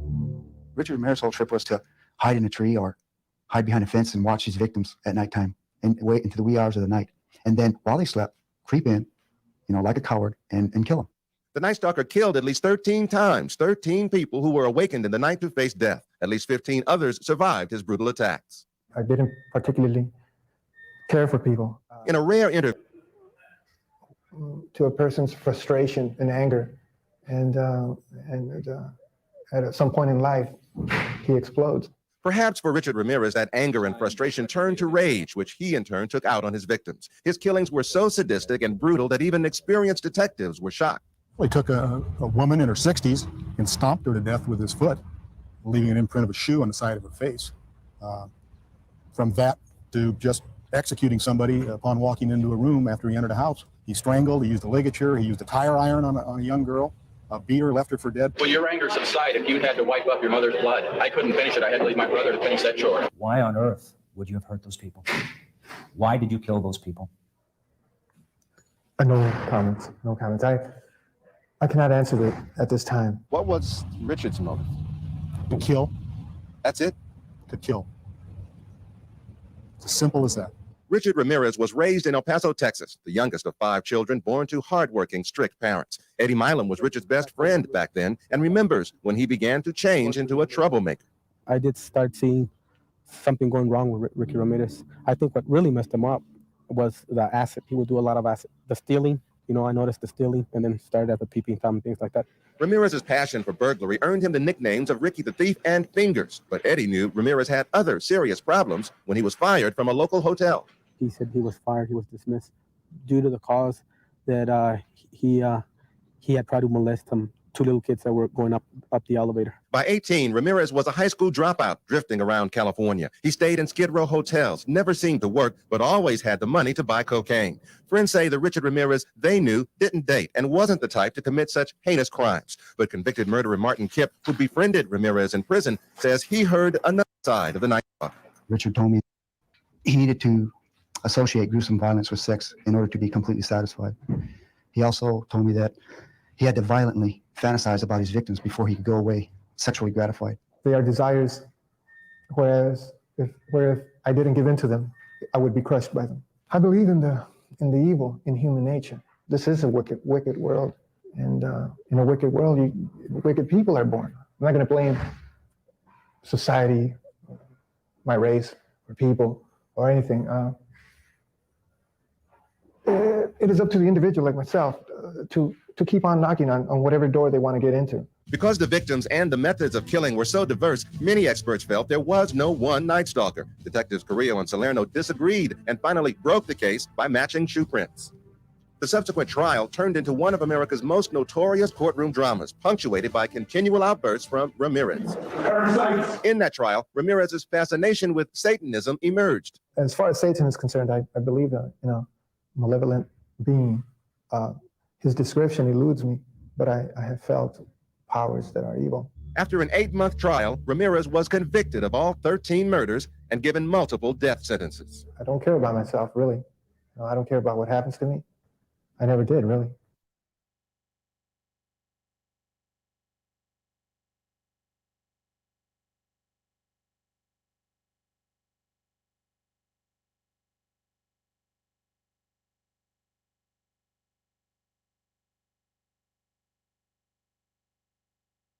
Believe me, if I started murdering people, there'd be none of you left. Welcome to Want Mojo, and today we're taking a look at 10 disturbing interviews with killers. You admit to being evil, Richard? We are all evil in some form or another. For this list, we're looking at instances where accused murderers chilled our bones with statements or body language during interviews. Did any of these moments freak you out? Let us know in the comments. Number 10. John Wayne Gacy. The Netflix documentary The John Wayne Gacy Tapes did a lot to point out the notorious serial killer's sociopathic tendencies when it came to shifting blame for his accused crimes. Shoelaces, huh? You're in trouble now.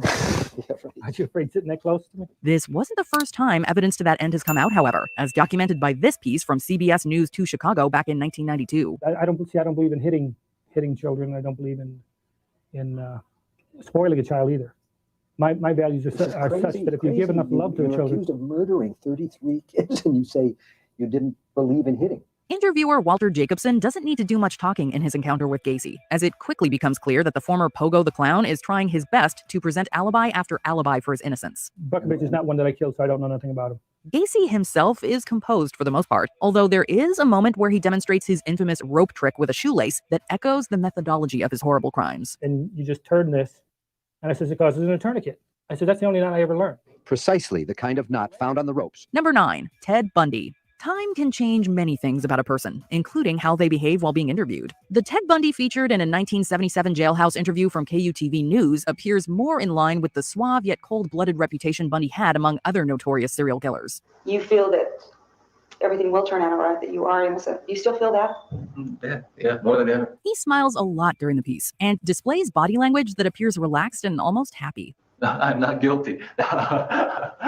Does that include the time I stole a comic book when I was 5 years old? Bundy keeps eye contact with his interview throughout most of their conversation, and it's easy to become lulled into a false sense of security, which was exactly Ted's intention. If someone's crazy enough and nutty enough to do something like that, I can't stop him. There's nothing I can do. Fast forward to the night before his execution, and we see a fearful and pensive Ted Bundy, a man seeking to shift blame for his crimes during his interview with Christian conservative evangelist James Dobson. There are forces at loose in this country, particularly, again, this kind of violent pornography. Number 8. Richard Ramirez. The Night Stalker, Richard Ramirez, may be one of the most frightening serial killers of all time, not only due to the brutality of his crimes, but also the projected aura of what many perceive to be pure evil. Yes, I am evil. Not 100%, but I am evil. It's easy to see why during some of Ramirez's more notable interviews over the years, including one conducted with author Mike Watkiss. Serial killers do on a small scale what governments do on a large one. They are a product of the times, and these are bloodthirsty times. Ramirez's somewhat tense responses to Watkiss's questioning imply a coiled rage, an anger that's also exemplified by the Night Stalker's breathing as he seems to become annoyed with Watkiss. I'll tell you what, I gave up on love and happiness a long time ago. Why? I don't care to explain that. Let the quote stand for itself. Ramirez is comparatively more relaxed during a piece with Inside Edition, although that interview also hammers home the Night Stalker's obsession with Satanism, evil, and the occult. I believe in the evil in human nature. This is a wicked world, and in a wicked world, wicked people are born. Number 7. Edmund Kemper. There's something truly bone-chilling about the matter-of-fact way in which the co-ed killer, Edmund Kemper, describes his past in the 1981 documentary The Killing of America. Everything went towards killing him, and I didn't. But I'm saying, wow, it's uncanny. It was almost like it was meant to be that way. And I said, wow, this got to stop. Kemper's impressive intellect and well-spoken nature belie the brutality of a man who committed his first murder at the age of 15. And if it had been in a city, I would have been a mass murderer at age 15. I would have killed until he gunned me down. I wouldn't have been able to reason my way out of it. The killer even makes a self-referential joke to his modus operandi of picking up hitchhikers by putting on a pair of glasses and asking the camera whether they would get into a car with him. Now, would you get in the car with this man? Huh? Kemper's mental state comes across as perpetually active, like a bubbling pot of water about to boil over, while the documentary's exploitative narration pushes the creep factor of this one over the top. I am an American, and I killed Americans. I am a human being, and I killed human beings. And I did in my society. Number 6. Jeffrey Dahmer. There's no barely repressed rage within the demeanor of Jeffrey Dahmer as he discusses his history with interviewer Stone Phillips. And I acted on my fantasies, and that's where everything went wrong. Nor are there any wild headline-grabbing theatrics. Instead, Dahmer's quiet and soft-spoken recounting of his horrible crimes lends the piece that much more power.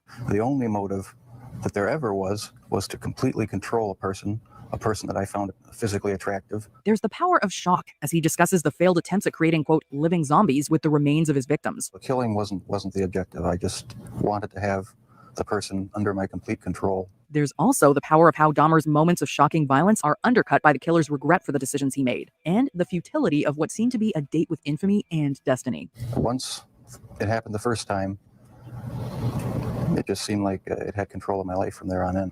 Number 5, Gary Ridgway.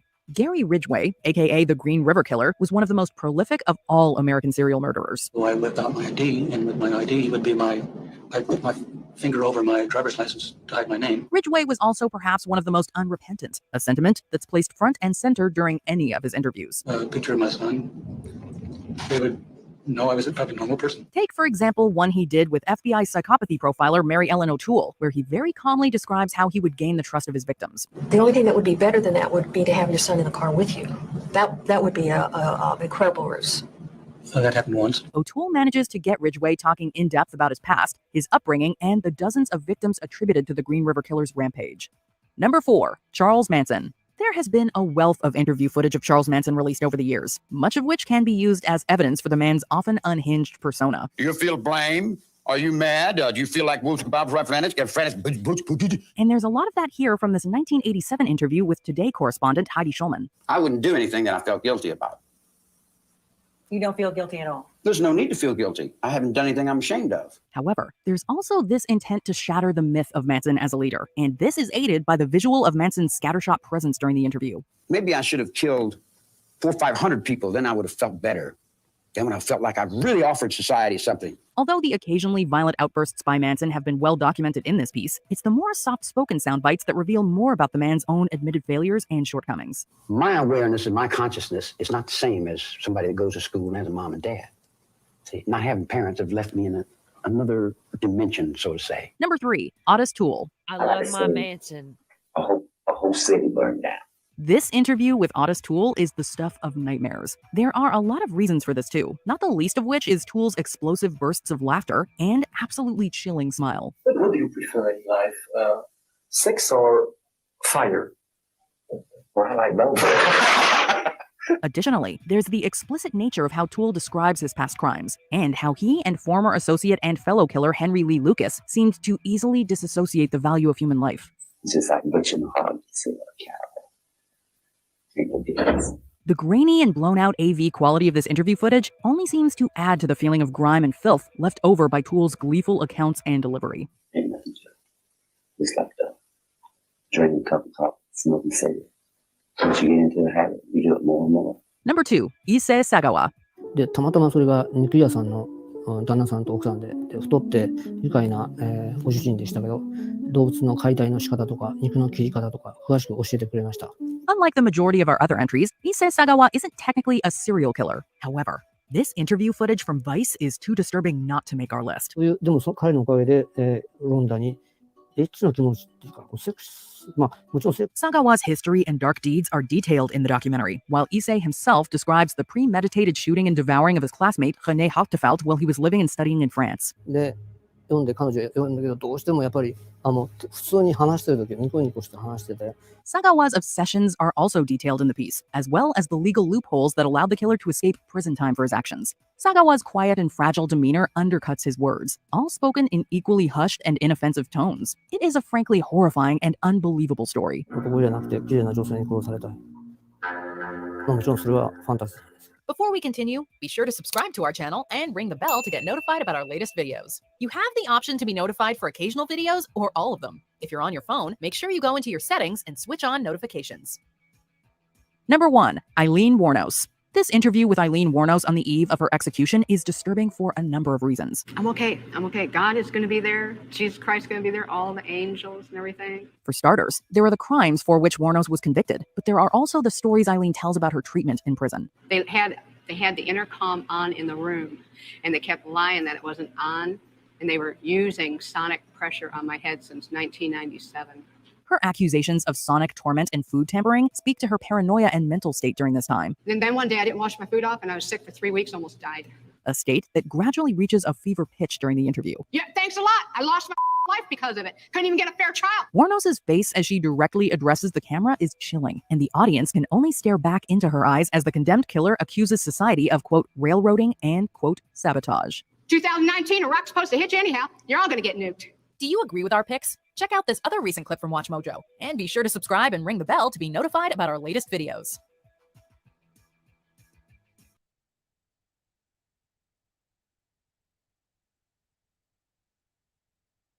Are you so afraid of that's got your mind locked up? No, I'm so. Okay, here we go with my man Manson. We're gonna watch some on him. Just listen to his words. I love his mind. The house on Jello Drive, the Tate House. And Why he did they never go killed there? anyone. Because Nobody. Tex had been there before, and he went to a familiar place. And why did they kill people that night? What did they think they Because were doing for you? they at the freaked out, war? man. Tex was stoned. He was, he got everybody was loaded, He man. said he wasn't. He said he was coming off an LSD trip. He had a little speed. A little speed. Well, not around me. He didn't have no speed because I wouldn't allow no speed on that ranch. I kick ass over there. He I says don't he allow that had stuff around me. I take a little grass, a little LSD, but none of that is destructive. Anyway, you can ask any of them other girls that'll tell you that the other side of this game. I don't play drugs. I play light, light dibby dabby chippy, but I don't really get down heavy with it. What did they think? Are we ready here, man? Yeah, we're ready. We ready here? Okay, ready. War. What did they think they were? We are at war now. But what did they think they were doing for you? They wasn't doing anything for me. What did they think they were doing for you? Okay. If you are me and I am you, everything you do is for you, is for me too. So what did they think? If you're in they one were mind, if achieving I am for you and you are me and we are all together, and then who's responsible for come together over me right now? It's all his fault. Oh, no, it's his fault. No, we put another false face on it. It's Halloween. It's your fault. So now, wait a minute. Criminal behavior is the same. It's mundane in most minds. Criminal will always go to a familiar place. Tex had been to that house. Tex went back to that house. Here's the conversation. Indian Mesa. We got 4 campfires. We got 4 queens on a motorcycle gang, a motorcycle group that rides SS motorcycles out of Venice, Santa Monica. So we're riding motorcycles and we're all up there and we got these fires going and we got this big problem that came up. I had to go shoot somebody for Tex. Bobby's in prison. My brother's in jail. Now, understand in my mind, all my life I've been in jail because I didn't have no one to get me out of jail. I didn't have no brother outside. So I spent years and years and years and years just because nobody would come sign their name and get me out of jail. And the jail couldn't let me out because I didn't have no place to go. So I spent 22 years in prison because I didn't have nobody outside. I can't let somebody that's with me stay in jail.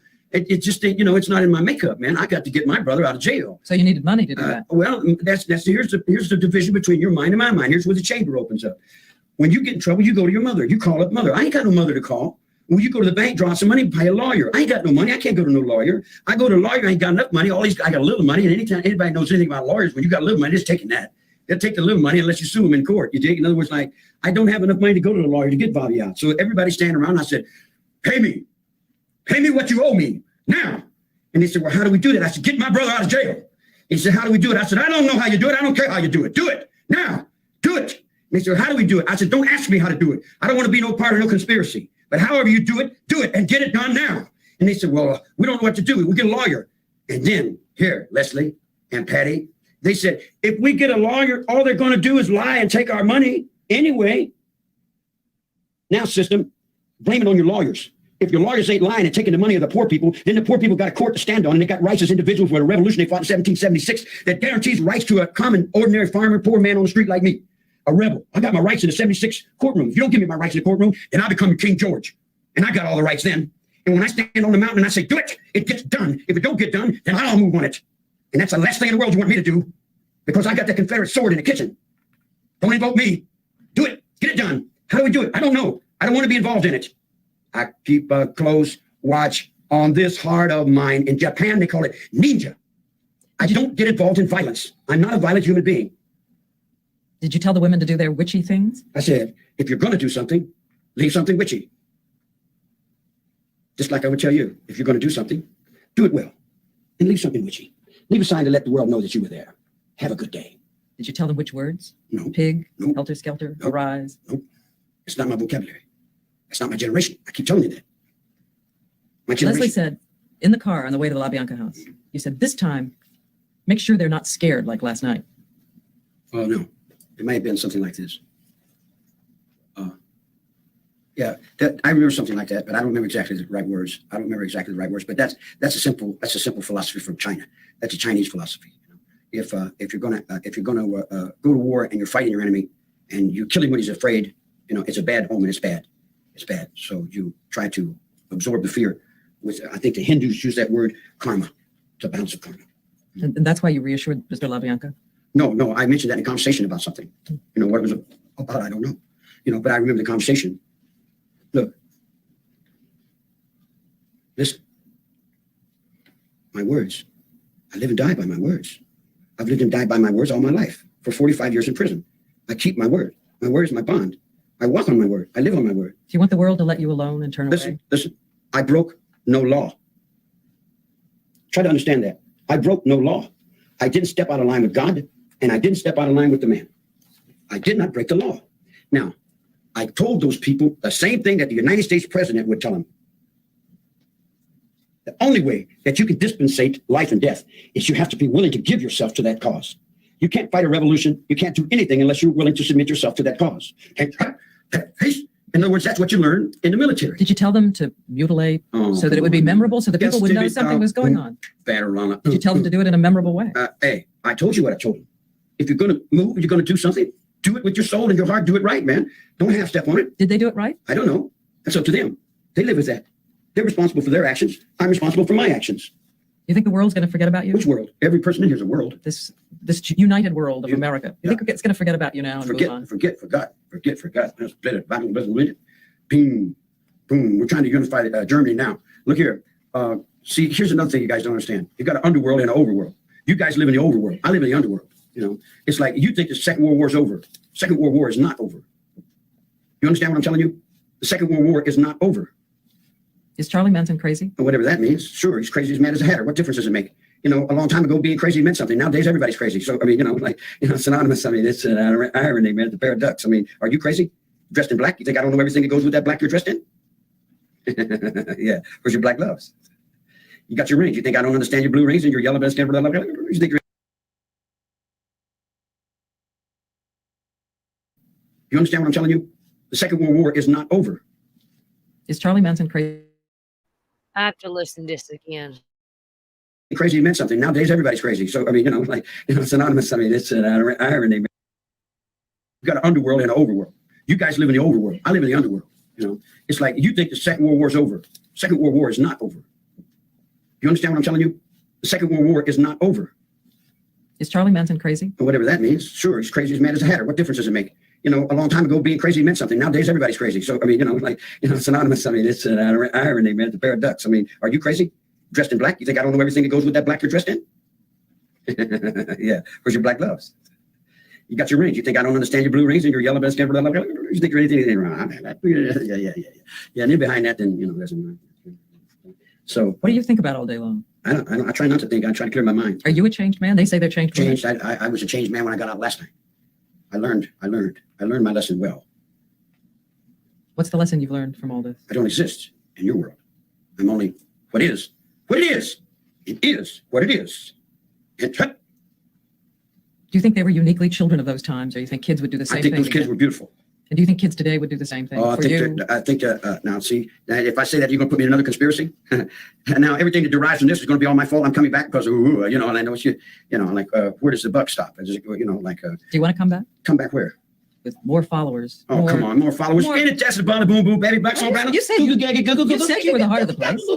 I had no followers. You said you were the energy of the place. I was the energy of the place only because I was there. I didn't even realize I was the energy of the place. I didn't know everybody out there was dead. I really didn't. I really honestly didn't know that everybody was running on what someone else said. They said the kids come up and they said, "What can we do?" I said, "Do whatever you want to do." They said, "You can't tell the children to do whatever they want to do." How did you learn what they'd done? But over the period of years, I figured it all out. I went through my mind to figure out how things happen. How did you learn what had happened those 2 nights, the next day and then the day? Oh, no, it took years, man. I've been going through a lot of changes in here. I was on cell 13 in death row, walking back and forth. How did I end up here? I was headed for, I was going to San Diego. What's I do here? And it was like, wow, this is not, I didn't pick this trip. I didn't ask for this hand. That's what I said. We'll hold you on the table and we'll deal this hand to you. You got a hippie cult leader. I'm not a hippie cult leader. I never was a hippie. I don't know what a hippie was, man. Come back one more time. I want to ask this one more time. You were not a shocked man when they came back. All right, I'll put it to you this way. Would you do me a favor when you leave? Talk to this lieutenant and ask him if he's shocked by what goes on in here every day. I see blood in here every day. Every day someone's getting shot, someone's getting cut, someone's getting beat. I've lived in that all my life, woman. That don't wrinkle up my forehead. You can pile 100 dead bodies up in front of my cell and it don't set me to do nothing. My mind is not set like that. I don't, I don't work. You might surprise. Let me say this. I feel bad. If anybody feels bad, I don't like to see any negative happen to anyone. I don't like to see children die. I don't like to see automobile accidents. I don't like to see people hurting each other. I don't like none of that. I don't get a thrill out of that, you dig? But I'm not going to sit here and tell you a bunch of malarkey. I'm not going to fill you up with bunk. If I can't fill you up with right, I'm not going to fill you up with nothing. So I'm filling you up with this. I tell you, and I tell you right up into the highest peak of your understanding, I did not break the law. It's that simple. I did not break the law. Now, all my life, you told me, system, society, ignorance of the law is no excuse. Now, if you don't know the law, that's sad. But why don't you take when you think about that woman and her 8.5-month-old baby. Oh my goodness, here we go. Let's bleed hearts. Let's bleed. Why don't we just cut ourselves and just die because we feel so bad? We don't feel bad. What about them other people? What about the poor people starving to death over in the Appalachians? You think about that? What about the boat people and all the other people that died over there? What about the little girl that ran through my lane and all the people you shot and killed over there? Did you feel bad about that? Did you feel bad about the Second World War when you piled bodies up to the sky? Come on, man. Don't put all that feel bad on me. You're the one that's feeling bad about it. If you're feeling bad about it, why don't you write a book or something and make some money? So what's the word for these two women today? What's the word? What do you want to ask them? What's your word to them? How much time we got? Time enough for you to say. Okay, let me go to the restroom. and then no, I'm sure, Do we have time for him to, no, you got to answer and then go, because this is it. Well, there isn't anything that can't be explained in time if we had the time to explain it. Just give me a question for them. They got to pose something to you. What do you want to pose to them? Okay. If, and that's a big word because I don't hardly ever use those words like if and maybe. I'm not insecure about anything. But if you have a thought in your mind about what I'm thinking, is that what I'm thinking? Or is that what you're thinking I'm thinking? Everyone says, we know what you were doing with all those women.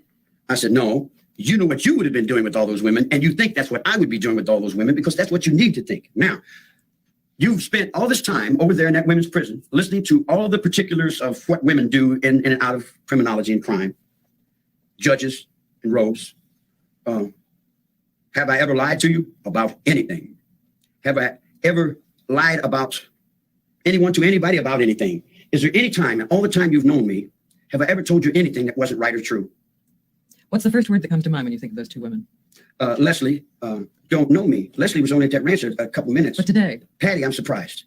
Patty has picked up a lot of suffering. Now, here's the thing. You stand for a cause, and that cause begins to crumble. And you crumble with the cause because you don't have to hold on. You have nothing to hold on. You fall up underneath everybody else's opinion. And you're turned around by what they think because you're looking back off in society, and she's not been in jail long enough to know that society that she's thinking about is not the society that's really going on. The society 25 years ago that she has in her mind is gone. That society moved on. There's another back window on this trip. So the word for them? Word? Yeah, what are they? Give me a word. You are your faith. Lose it, and you're not. We are done. Is that right or wrong? It's true. Yeah. If they lost faith in what they did, that's on them. I didn't lose faith. Have a good day. Think of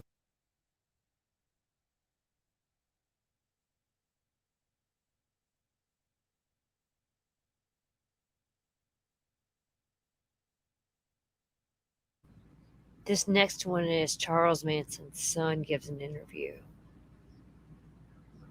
This is 3 years ago.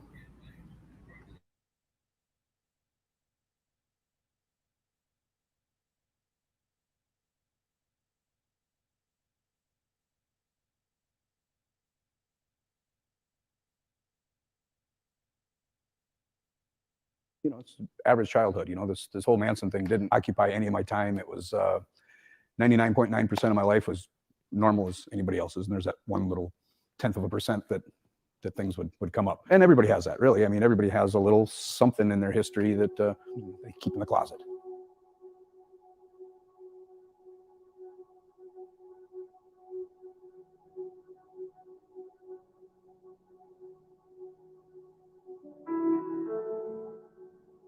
Spent a lot of time in the woods and the water, and not married, kind of an average guy from up north. I served in 1986. I went to basic training, and I spent most of my time in Germany. I've been management. I've been self-employed. I was self-employed for a lot of years. We're doing a lot of trying to be self-sustaining.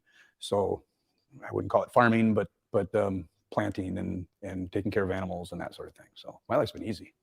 Yeah, oh yeah. I make things easy. I don't get too upset about too many things. Things fell apart in California. I would have ended up in foster system, and Lord knows what could have happened there. But my grandparents took me in and treated me probably better than their own kids. And George and Elsie gave me what I needed to survive and thrive, and made sure that I was doing the right thing. I think they wanted to get rid of the Manson name because of school and make me a little more normal, so I wasn't being pestered or bullied or that sort of thing, which didn't happen very much. I would expect these calls every Sunday from Mary, and of course that leads to questions. Okay, that's my real mother. Who's my real father? And they never would lie to me. They would tell me, and I'd ask them to tell me about him. Oh, he's a crazy guy, and I don't think they lied. They told me what I needed to hear. Back in, I want to say, I was 9, so it would have been 1977, I believe. I got a letter from him. Grandmother gave it to me and allowed me to read it, and I read it. And then I think she asked me to tear it up, or she said, why don't you just tear it up? And I think symbolically that was something that she was pushing me to do. Well, after Charlie's passing, it turned out she had made a copy of that letter, and it was kind of in the family's hands, and I received it back after Charlie died. Charlie had a unique way of talking, and some of the way some of the things he was saying would make it sound bad, but now as a 50-year-old versus a 9-year-old, I don't think he meant it that way. For instance, he said, your grandmother is a horse with large teeth, which, yeah, that doesn't sound like a very flattering thing to say, but Charlie loved horses. Horses are strong, and she was a strong woman, and she had a bite. Everything that Charlie said that I've seen, you had to read into it a little bit. You had to think about what he was saying. You couldn't just dismiss him as babbling, because there's some truth into what he's saying in those babbles. Growing up, I knew that my mother was incarcerated. I knew it was for a robbery, and I guess that's the long and short of it. I got to meet her, I guess 9 or 10, somewhere in that area. She would send things. She would make things. I still have a number of different murals and different things she would make and send. So we're closer than we've ever been, I would say. She lives for the day. She's, very active and enjoying life, enjoying retirement.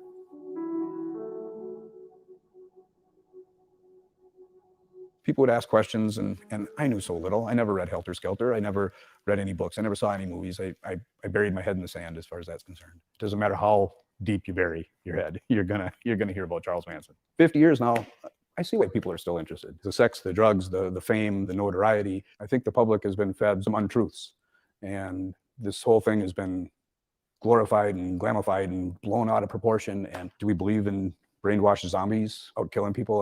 Is he 100% responsible for these crimes? This Helter Skelter thing, just when you look into it deeply, it doesn't make a whole lot of sense. I believe the unanswered questions are, the big one is, why were these crimes committed? I don't believe that there's a impending race war, or I don't believe Charlie believed there was an impending race war. Charlie saw some things while he was in prison. He was in prison with the Muslims and the Black Panthers, and I'm sure he heard a lot of rhetoric, but was he actually trying to start a race war? I don't think so. He did a lot of petty crimes and did a lot of hard time for these petty crimes. In the time that he got out, until this all happened, I think he probably really enjoyed himself, living free and a lot of girls around, good parties, he's playing his music. I don't think he would have thrown that away for silliness. Charlie's music is good. It's folky. It's fun to listen to. Garbage Dump is is a fun one. I don't know if you know any of these. Garbage Dump, oh, Garbage Dump.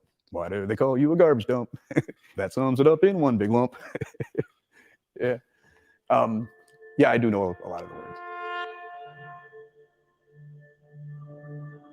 Charlie spent a lot of his life being kind of a commodity, selling. They sold movies, they sold books, sold papers. Even in death, they were selling his ashes. They're selling videos of his body. I don't think that a person in death should be exploited like that. He was embalmed. Pictures for TMZ, for a documentary. After he was cremated, the ashes have been sold and used in paintings and tattoos now, and really just kind of, to me, disrespected. What I think of Charlie now is what happened was blown out of proportion. I believe he went through a lot in his lifetime, before, during, and after these incidents. I think 95% of the public looks at Charlie as this mass murdering dog, and I don't believe that that's who he was. I've definitely come to greater peace with him. I don't have the negative feelings that I had at one time. I wish I would have given him a chance. Yeah. I wish I would have at least got to know him a little bit. Yeah.